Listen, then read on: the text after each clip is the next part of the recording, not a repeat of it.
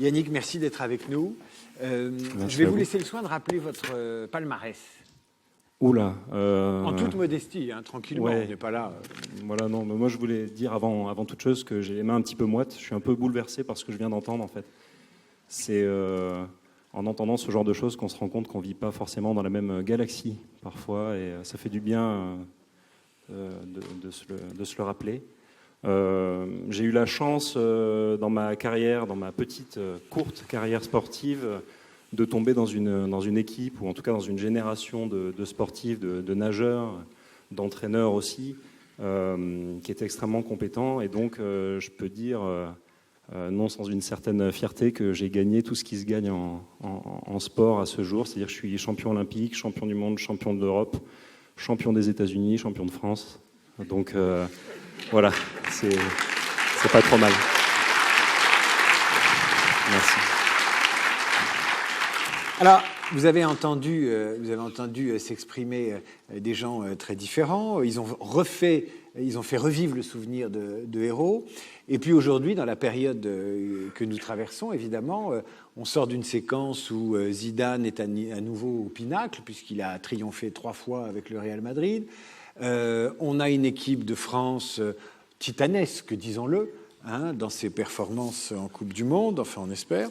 Et donc il y a évidemment une projection incroyable d'héroïsme sur ce qu'on appelait les dieux du stade. On n'en faisait même pas des demi-dieux, mais c'était des dieux du stade. Alors, vous prenez vos distances, évidemment, avec cette mise en avant et cette admiration. Mais comment vous avez vécu, vous, de l'intérieur, la performance qui donne accès à cet Olympe-là, à ces médailles, à ces honneurs, qui font de vous, pendant un certain temps, une forme de héros, que vous le vouliez ou non, avec la médiatisation dont on a parlé avec Régis Debray, avec tous les travers, tous les torts qui font qu'on vous prend pour des héros, ce que vous n'êtes pas dans l'acception habituelle. Je pense qu'il y a certains attributs du héros qu'on se voit conférer pour un temps assez court. Les héros ont souvent des droits de cité dans les médias. Alors quand c'était dans l'Antiquité, voilà, c'était des récits, etc. Aujourd'hui, des sportifs, quand vous parlez des dieux du stade, ça en fait partie. Quand je vois les yeux dans les bleus, eh ben on est dans une dimension qui est plus presque romanesque, un peu poétique, et qui fait partie, je crois, des attributs du héros. J'ai eu la chance d'être élevé dans une famille qui m'a permis de garder les pieds sur terre, je crois, et qui m'a bien fait comprendre que c'était une passade en fait, et que du moment où on s'arrêtait, tout redescendait très très vite, et ça a été le cas d'ailleurs, puisque moi ça fait 1 an et demi, 2 ans maintenant que j'ai arrêté, et que j'essaie de faire le bien autour de moi autrement. Après, en parlant des attributs du héros, je trouve que ce qui est intéressant avec le sportif de haut niveau dans notre époque, c'est qu'il est très ambivalent. Il y a ce côté à la fois porteur de valeurs olympiques, vecteur d'émotions et de communion. Ça peut être d'une ville et souvent nationale, hein. On le voit bien, on est dans la période préférée des gens qui détestent le sport en ce moment. Voilà, avec la Coupe du Monde, on en mange tous les jours. Les gens vont vraiment s'agglutiner et communier derrière une équipe, derrière des visages, parfois même derrière un visage qui porte une équipe entière, telle que Cristiano Ronaldo, des Lionel Messi, des Harry Kane, etc., Antoine Griezmann. Donc, ils ont cette particularité du héros qui est le héros rassembleur, le héros procureur d'émotions, et parfois même un peu le miroir, finalement, le miroir de l'autre, le miroir de l'âme. C'est-à-dire qu'on se projette en se disant c'est ce qu'il y a de mieux, en tout cas dans ce domaine précis, dans ce domaine défini.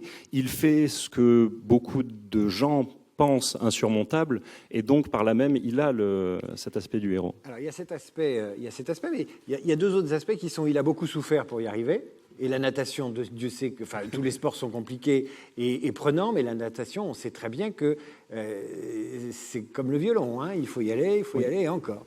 Et la deuxième chose, c'est l'exemplarité. C'est-à-dire qu'une fois qu'on est champion olympique, qu'est-ce qui se passe? On ne peut plus. Alors, tu vas voir, dans 10 minutes, David Alica arrive en slip de bain. Why not? J'en ai un. Non, mais pourquoi pas? Aux couleurs nationales. Et il y a l'exemplarité. Est-ce que vous vous êtes senti dépositaire de l'exemplarité? Une fois qu'on est médaillé olympique, eh bien, on ne peut plus faire de croche-pied aux vieilles dames dans la rue. Complètement. Non, mais ça paraît anodin comme ça. Mais du moment où on a une certaine notoriété publique, en tout cas, je me suis senti la pression et le poids de cette exemplarité. Et si vous voulez, le plus beau cadeau qui existe aujourd'hui, je trouve, en tant que sportif de haut niveau, c'est le regard des gamins dans la rue.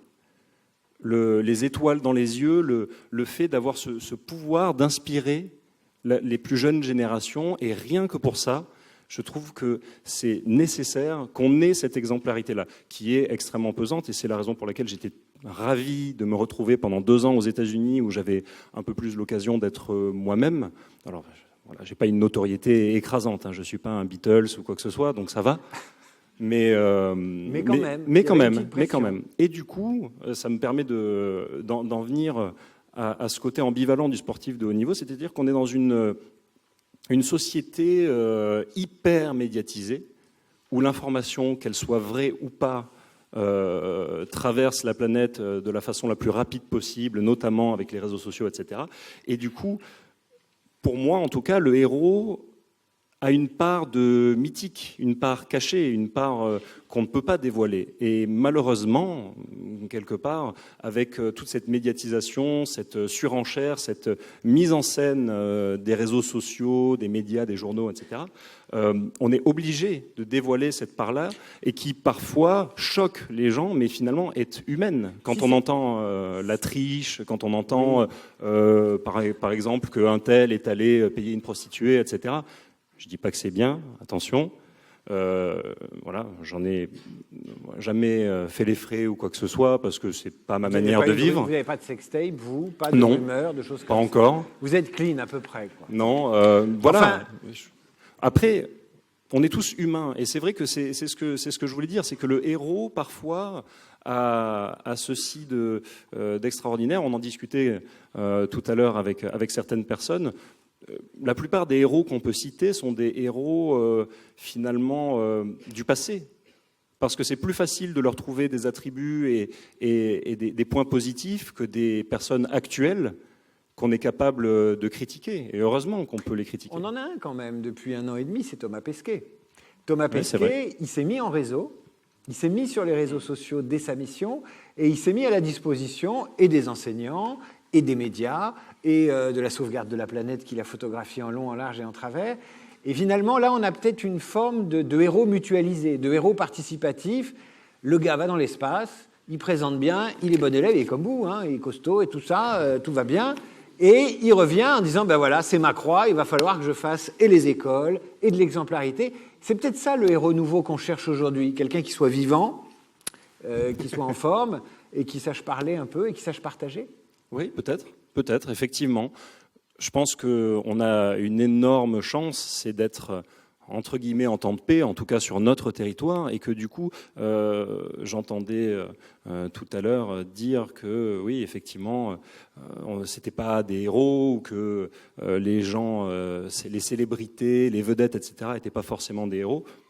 Il y a une part de vérité là-dedans, mais je trouve qu'on a la chance d'être dans une époque où les têtes de gondole sont différentes de l'époque au sortir de la Seconde Guerre mondiale, où là, effectivement, ce sont des héros qui s'étaient découverts sur des faits d'armes, sur des champs de bataille.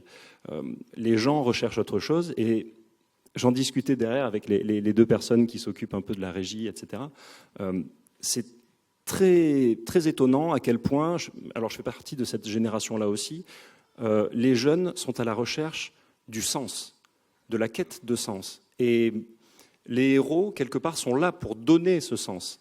Et je ne sais pas alors pourquoi, plus que toute autre génération avant, on a besoin de ce sens, on a besoin de tangible. Peut-être que c'est parce qu'on est trop dans le virtuel au quotidien, peut-être que c'est parce qu'il nous manque une voix, etc. Mais les héros sont là pour donner un sens précis, et en tout cas, je pense que les sportifs en font partie. Je reviens à cette notion de dépassement, parce que si on leur demande leur avis ou si on leur demande d'inspirer, parce que c'est ça que vous dites, on demande aux sportifs d'être des personnalités inspirantes, à la différence des héros, le plus souvent elles sont encore vivantes, mais elles ont vécu l'expérience du dépassement de soi.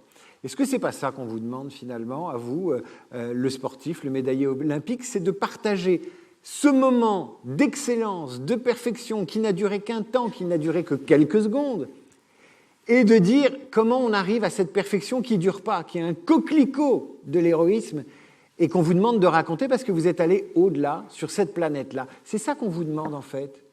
Oui, complètement. Et c'est ce que je m'évertue à faire. C'est la raison pour laquelle je suis ici et que j'apprécie partager mon expérience et puis d'avoir le retour de beaucoup d'autres. Tiens, jolie photo, d'ailleurs. J'avais pas... C'est vous, ça? Oui, c'est moi. Mais c'est vraiment une guitare à vous? Oui, je veux dire, c'est pas un trucage. Alors, non, ouais, c'est une vraie guitare. Mais comment vous faites ça? Ben, ah non, vous êtes sous l'eau, j'ai cru que vous étiez en l'air. Je tournais une pub pour un MP3 oui. aquatique, et en fait, il y avait un mec qui était censé me suivre avec la guitare. Je lui ai dit, attends, donne-moi la guitare, on va faire une photo un peu marrante. Et bon, c'est bien, c'est un peu à la croisée des mondes aussi, dans d'une autre façon. Mais pour revenir à ce moment d'excellence, entre guillemets, c'est ce que les gens ne voient pas en général, c'est la partie donc immergée de l'iceberg. C'est pour nous des années.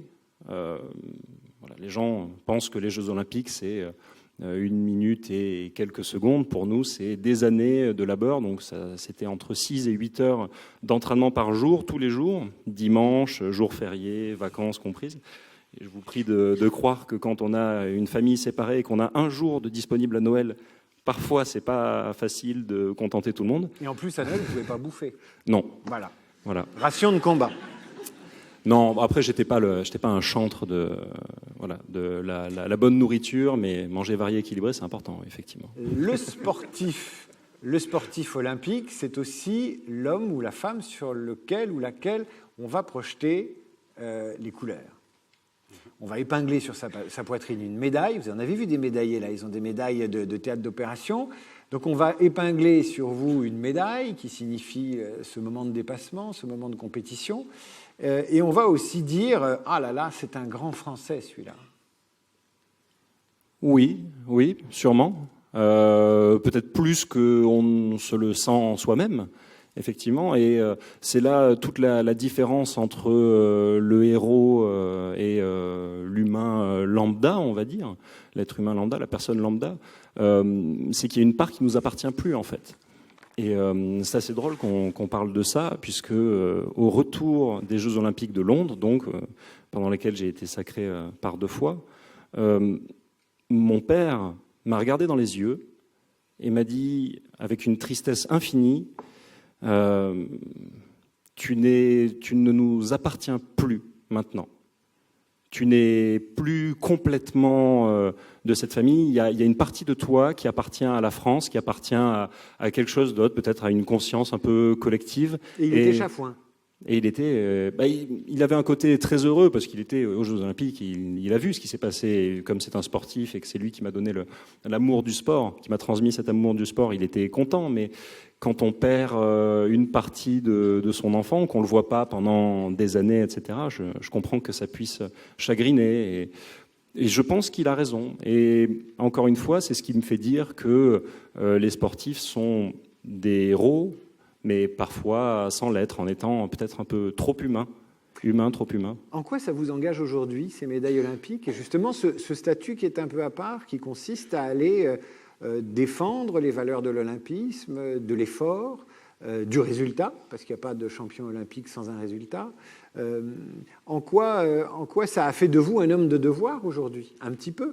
Alors on n'est pas obligé de le faire, hein. Pas tous les champions olympiques ou pas tous les sportifs qui ont participé à des Jeux olympiques portent cette croix-là, entre guillemets. Je ne considère pas ça comme un sacrifice, puisque j'étais vraiment consentant, hein.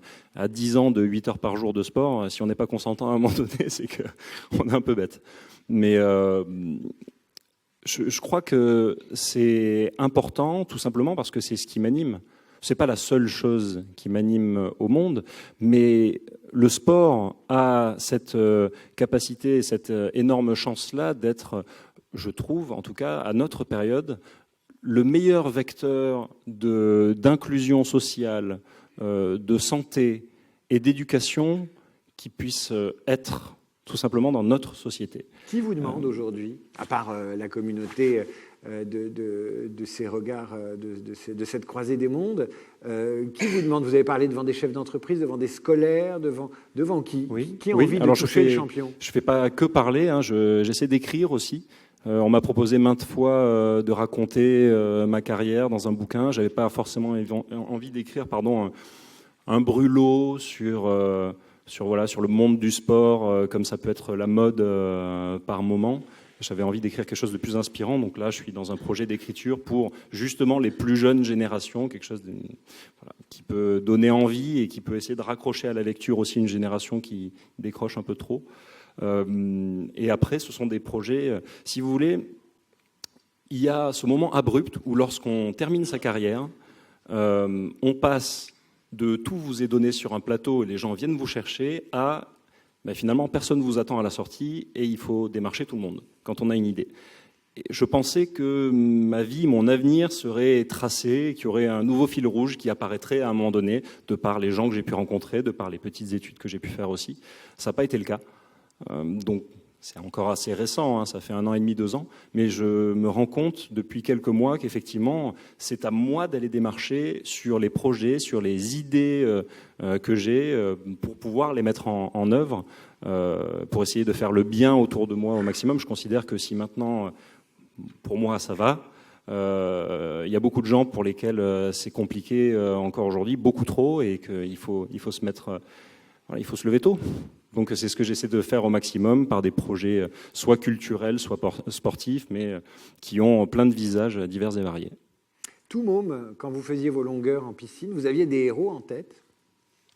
Oui, des héros sportifs, non. Des héros sportifs, étonnamment, non. J'en avais pas. Mais sextape de basket. Des héros sportifs, j'en avais pas. J'avais des inspirations, des gens qui m'inspiraient, des nageurs, des tennismen. Hein, c'était l'époque, voilà, évidemment, les débuts de Roger Federer, etc. J'étais quand même assez jeune à cette époque-là, donc vraiment c'était très inspirant pour moi. Puis des nageurs un peu plus obscurs. Mais des héros, des vrais héros, étonnamment, pour moi, ils étaient plutôt dans la littérature. La littérature, je fais partie de cette génération de Harry Potter, hein, où on s'échangeait les livres dans la cour de récré et avec lesquels on a découvert l'anglais aussi, un peu plus tardivement. Mes héros étaient plutôt des Isaac Asimov, on va dire, puisque j'aime beaucoup la science-fiction, l'anticipation, et des gens qui étaient capables de me faire changer d'univers. Puisque, voilà. C'est aussi ça, la fonction du héros. Dernière question, un pronostic pour samedi, France-Argentine. Bon. Qui va se noyer? Qui va se noyer? Les Argentins, j'espère. Bon. J'espère. Yannick Agnel, merci infiniment pour merci votre présence. C'est un plaisir.